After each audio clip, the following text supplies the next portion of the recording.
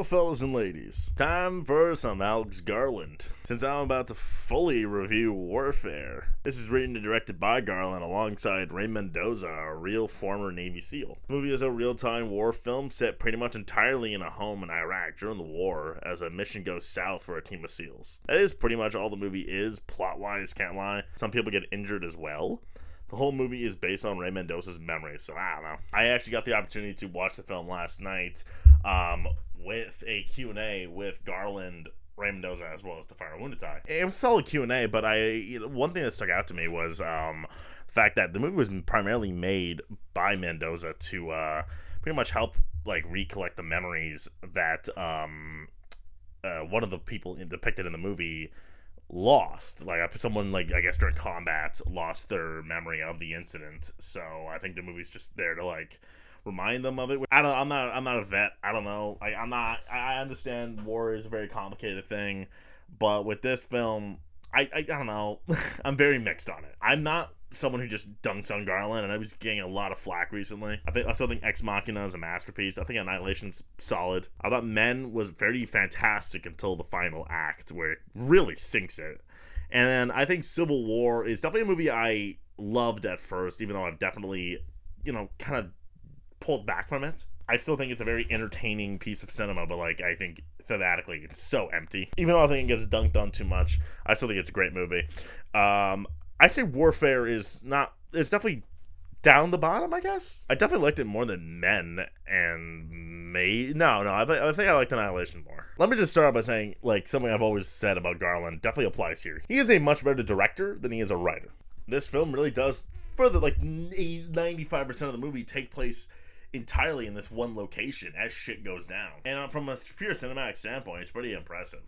I think the movie does an incredible job of pulling you in. I don't like to use the word it really makes you feel like you're there, but honestly, cinematography is pretty breathtaking for the most part. The sound work is fucking nuts. If this got nominated for sound, I would be good. That's good that it got in. I also really like the use of war makeup. Everyone looks so realistically disheveled and dirty and bloody. It's not it feels so lived in, the makeup in this movie. This movie can get very hard to watch, to be honest, because it's so effective in its realistic depiction of war. A good chunk of this movie, at first, I want to say 30 minutes of this movie, people might get bored by the first 30 minutes of this movie.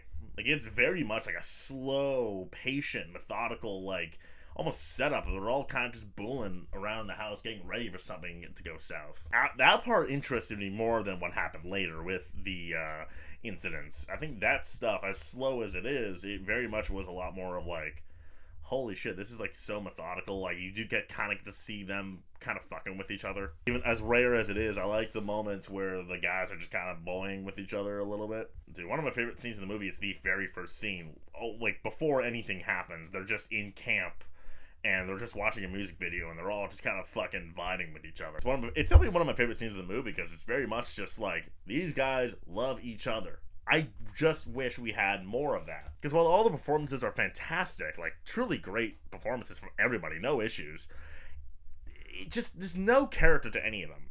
I truly didn't care about any of these people outside of the impulse of I hope they survive. I hope they're they're doing. I hope they this guy heals and shit like that. Other than impulse of that, but I don't know many of their names. The only impulse you get for these guys is just how fucking vicious it all is. The best example I can give you is Joseph Quinn is gives incredible agony acting. He's the way he's screaming, it's this guy's in pain, in some of the worst pain he's ever felt in his life. But my god, do I know nothing about this guy other than I guess he's the medic. Yeah, there was a good chunk of the movie that's just them healing wounds and waiting for backup, and it's I can't remember at what point in this movie I just was wait, is this it? Because as sucked in as I was to the mayhem and to the visceral just gruesome nature of this movie, there was a point where I'm oh, this is the movie, isn't it? Very plotless. It's very it doesn't really have anything to add.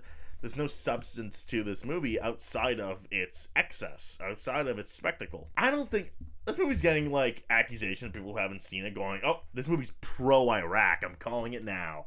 I don't know, it's just a thing that people do whenever, like, there's a movie about a war. Everyone's like, they like this war, I guess. I guess they love that this war happened. I don't, that's not what this was.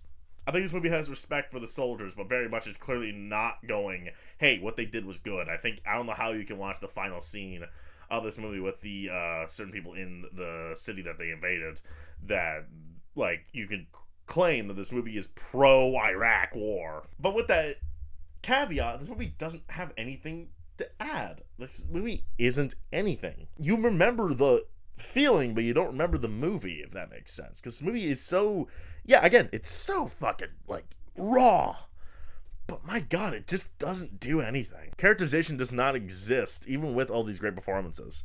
I think performance-wise, Will Poulter stands out. He does something very, like, after the attack, he does something with his voice that I thought was just, like, I thought was good work. I'm sure credit goes to Garland and Mendoza for that, but I like what Poulter did with it. I thought Michael Gandolfini was great. Cosmo Jarvis is a real standout. Like, again, every performance in this movie worked. Charles Melton's also terrific. Every performance in this movie works, but I don't remember the characters. It's a real problem with this movie that I just can't feel for these characters outside of an impulse of, like, I hope they survive. Okay, this movie's more like a therapeutic exercise than actually being a movie, but that's what I'm here to criticize. You can be cathartic and, you know, be a movie. Because at what point is this movie just not a movie and more just a fucking, like, a experience? I didn't feel like, one of the biggest fears going into this movie was that it was gonna be like a Call of Duty mission, and it wasn't that.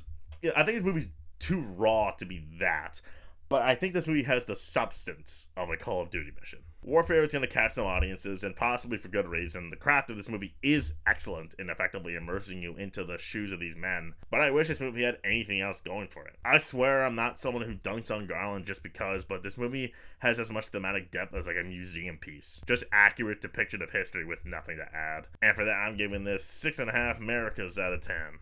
Yeah, that's my spiel about Warfare. A lot going on today. The can lineup came up today. I might do a video on that, and maybe I'll do a Minecraft video eventually. I don't know. So yeah, like, subscribe, and share. Ciao, ciao now.